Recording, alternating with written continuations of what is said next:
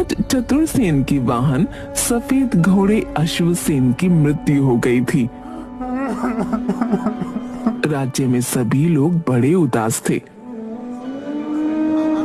महाराज ने पिछले एक हफ्ते से खाना पीना छोड़ दिया था। उनका कहना था कि मुझे एक ऐसे वाहन की तलाश है जो कि सबसे अलग और विशेष हो, जिसके गुणों को देखकर लोग आश्चर्यचकित हो जाएं और जिसकी शक्ति को देखकर दुश्मन की सेना घबरा कर कांपने लगे। राज्य में सभी लोग अपने द्वारा प्रशिक्षित जानवरों को लेकर महाराज के पास आ रहे थे, लेकिन महाराज को कोई भी जानवर पसंद नहीं आ रहा था। जब उसकी सूचना परी लोक तक पहुंची, तो परियों की रानी ने अपने मित्र गरुड़ से इस बात की चर्चा करते हुए कहा, प्रिय मित्र गरुड़, महाराज चतुरसेन एक बड़े ही योग्य, बुद्धिमान और बहादुर राजा हैं, जो कि मुसीबत की घड़ी में सबकी मदद करते हैं। पिछले दिनों उनके वाहन सफेद घोड़े की मृत्यु के पश्चात वाहन की तलाश में उन्होंने खाना पीना छोड़ दिया है और वो बहुत कमजोर हो गए हैं। उन्होंने कई बार मुश्किल घड़ी में परी लोग की सहायता की है। मुझे समझ नहीं आ रहा कि हम उनकी मदद कैसे कर सकते हैं। परी महारानी करो, राज्य में हमारे जादूगर गरुड़ शंकरा दैवी शक्तियों के मालिक हैं और अपनी जादूगरी से इस समस्या का समाधान कर सकते हैं। मुझे तो ऐसा लगता है कि हमें इस बात के बारे में उनसे बात करनी चाहिए। गरुड़ राज की बात सुनते ही परियों की महारानी उनके साथ गरुड़ शंकरा के पास गई और उसे सारी बात बताते हुए बोली, मित्र, आपको हमारी मदद करनी ही होगी। आप महाराज के लिए एक ऐसा अद्भुत वाहन तैयार करिए जिसके बारे में ना पहले कभी किसी ने सुना हो ना देखा हो। गरुड़ शंकरा ने अपनी दैवीय शक्तियों से एक अद्भुत हाथी की रचना की और एक अंडे में बदलकर उसे जंगल में रख दिया।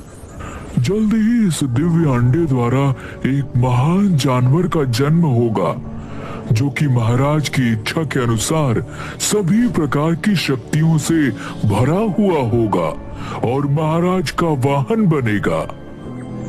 कुछ दिनों के बाद अंडा फूट गया और उसमें से एक सफेद रंग का विशालकाय खूबसूरत हाथी बाहर आया। उसके शरीर से अद्भुत रोशनी निकल रही थी और वो मनुष्य की बोली भी बोल सकता था। हाथी के चांदी से चमकते शरीर पर सोने के दांत थे और परियों के पंखों के समान कान। बाहर आते ही वो उड़ते हुए महाराज चतुरसेन के राज्य की तरफ चला गया। महाराज, मेरा नाम चतुर्वाहन है। मेरा जन्म आपका वाहन बनने के लिए ही हुआ है। मैं आपका वाहन बनने के योग्य हूँ या नहीं, कृपया आप इसकी परीक्षा ले। उसके खूबसूरत, बलिष्ठ और विशाल शरीर से निकलती रंग बिरंगी चमकीली रोशनी और उसके सुनहरे दांत देखकर पूरा दरबार हैरान था। आखिरकार चतुरसेन ने हाथी की परीक्षा लेने का फैसला किया। सैनिकों, हाथी को परीक्षा मैदान में ले आया जाए और राज्य के सबसे ताकतवर हाथी के साथ युद्ध के लिए ललकार लगाई जाए। चतुर्वाहन का शरीर चट्टान की तरह कठोर था। राज्य के हाथी ने चतुरसेन के शरीर पर जोर की ठोकर मारी और खुद ही बेहोश होकर नीचे गिर गया। चतुर्वाहन ने अपनी सूंड उठाकर महाराज का अभिवादन किया और अपने पंखों जैसे बड़े कानों को हिलाता हुआ उड़ने लगा। मैं ऐसे नहीं मानूंगा। मेरा वाहन बनने के लिए और परीक्षा देनी होगी। सेनापति, चतुर्वाहन का मुकाबला करने मैदान में खतरनाक शेरों को भेज दिया जाए। चतुर्वाहन शेरों को देखते ही नीचे उतरा।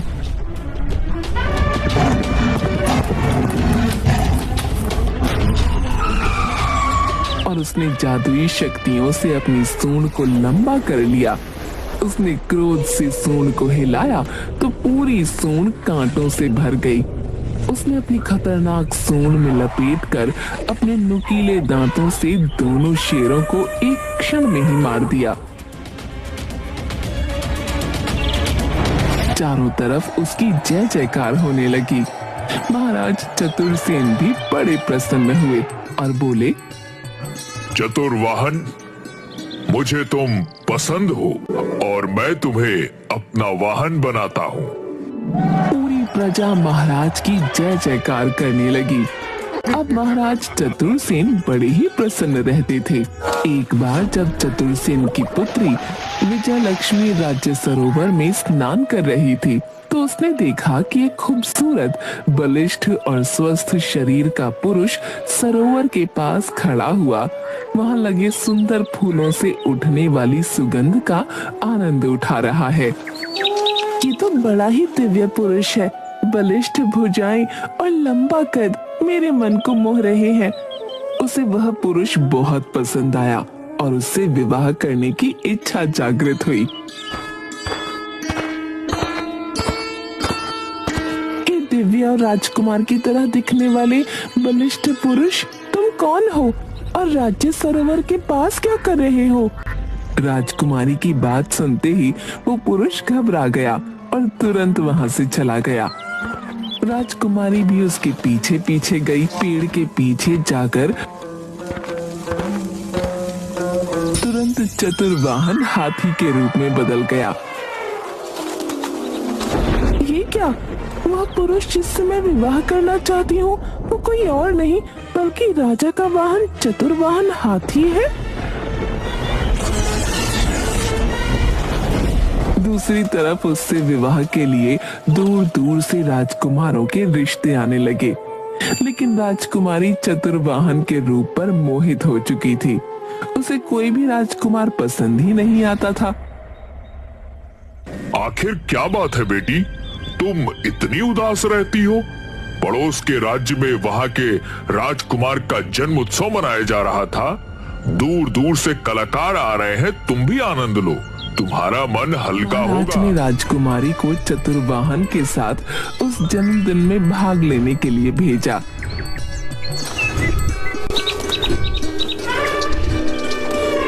कुछ दूर जाने के बाद जब वो राज्य से बाहर आ गए तो राजकुमारी ने चतुर्वाहन को रुकने के लिए कहा। प्रिय चतुर्वाहन, मैं तुम्हारे पुरुष रूप को देख चुकी हूँ। तुम्हें देखने के बाद मेरे मन में तुमसे विवाह करने की इच्छा जागृत हो गई है। मुझे समझ नहीं आता कि मेरा विवाह तुमसे किस प्रकार हो सकता है।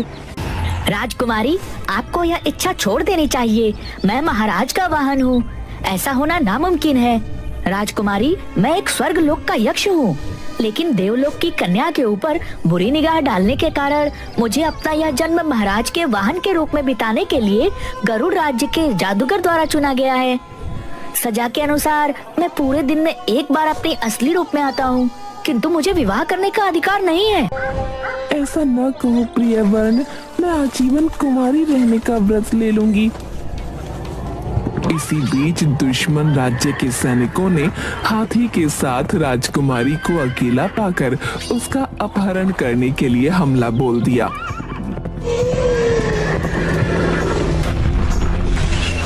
चतुर्वाहन ने अपनी बहादुरी से दुश्मन सेना के सभी सैनिकों को मार दिया और अपने पंखों को हिलाता हुआ राजकुमारी को लेकर उड़ता हुआ वहां से चला गया। चतुर्वाहन, तुम्हारी बहादुरी देखकर मैं प्रण करती हूँ कि अगर विवाह करूंगी तो चतुर्वाहन से ही करूंगी। वापस आते समय चतुर्वाहन एक बार फिर अपने असली रूप में आया। उसी समय राजकुमारी ने उसे मूर्ख बनाकर अपने साथ लाए गए मंगलसूत्र का धागा उसे अपने गले में बांधने को कहा। चतुर्वाहन, मेरी रक्षा करना तुम्हारा फर्ज है। ये रक्षा कवच है जो मेरे पिता ने मुझे दिया है, जिससे मैं गले में बांधना भूल गई थी। यदि तुम इसको मेरे गले में बांध दोगे तो मैं हमेशा के लिए सुरक्षित हो जाऊंगी। चतुर्वाहन ने ऐसा ही किया। ऐसा करते ही जादूगर चतुर्वाहन के सामने प्रकट हो गया और बोला, चतुर्वाहन, तुमने श्राप होने के बावजूद भी राजकुमारी से विवाह करने की गलती करी है। अब तुम्हें इस रूप में अपना संपूर्ण जीवन काटना होगा। तुम्हारा राजकुमारी से मिलन कभी नहीं हो पाएगा। आप ऐसा मत करिए। चतुर्वाहन को मुझे पति के रूप में वर्ण करने दीजिए। इसके बदले में आप जो चाहेंगे मैं वो करूंगी। अगर ऐसी बात है राजकुमारी, तो आपको अपने सच्चे पार्क की परीक्षा देनी होगी। धूमकेतु पर्वत पर हस्तशिला के नीचे हाथ का बना हुआ एक मुकुट रखा है, जिसकी रक्षा 5 फनों वाला नाग करता है। अगर वह मुकुट लाकर आप मुझे दे देती हैं, तो मैं चतुर वहाँ को इस हिसाब से मुक्त कर दूंगा। लेकिन ये कैसे संभव है? वह पंचमुखी नाग तो जादुई शक्तियों वाला है और मायावी भी है। वह किसी को भी पल भर में जलाकर भस्म कर सकता है। आप चिंता न करें, मैं आपको इस हिसाब से मुक्त करवा कर ही रहूंगी। राजकुमारी चतुर्वाहन की पीठ पर बैठकर धूमकेतु पर्वत की तरफ चल पड़ी।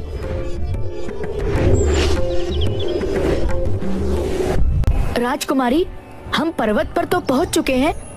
इसके आगे मैं नहीं जा सकता। आगे की यात्रा आपको अकेले ही तय करनी होगी।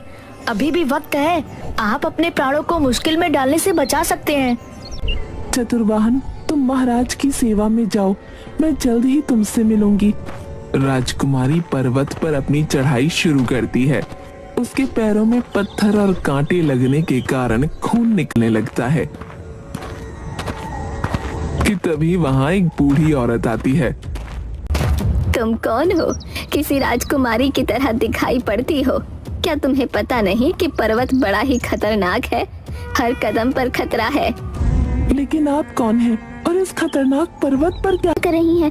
तुम्हें क्या बताऊं राजकुमारी, मैं नीलम परी हूँ, लेकिन पंचमुखी नाग के मुंह से निकलने वाले विष के कारण इस रूप में आ गई हूँ।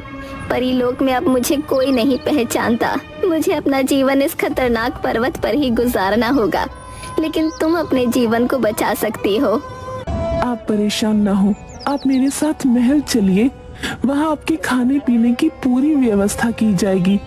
तुम सच में बहुत अच्छी हो। मैं पंचमुखी नाग के महल में दासी का काम करती हूँ।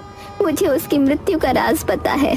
उसे मारने में मैं तुम्हारी मदद कर सकती हूँ, लेकिन उसके लिए तुम्हें मुझसे वादा करना होगा।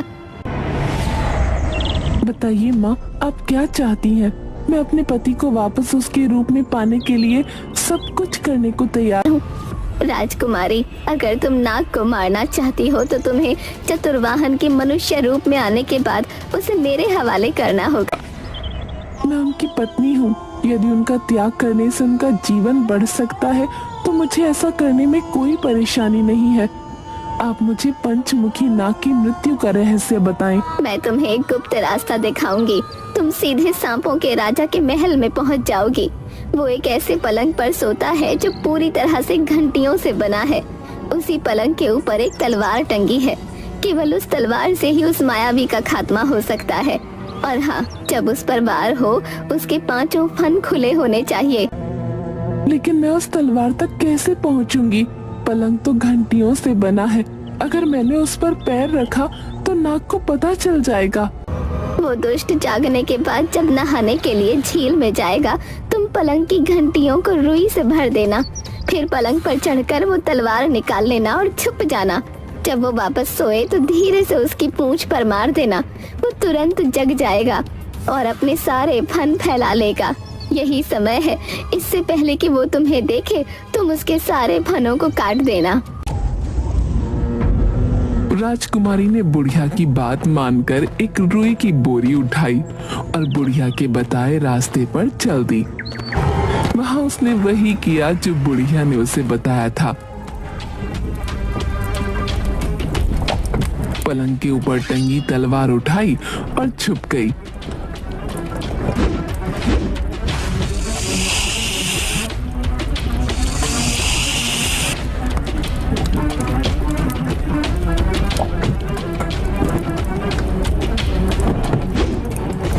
उसने सांप की पूंछ पर वार किया।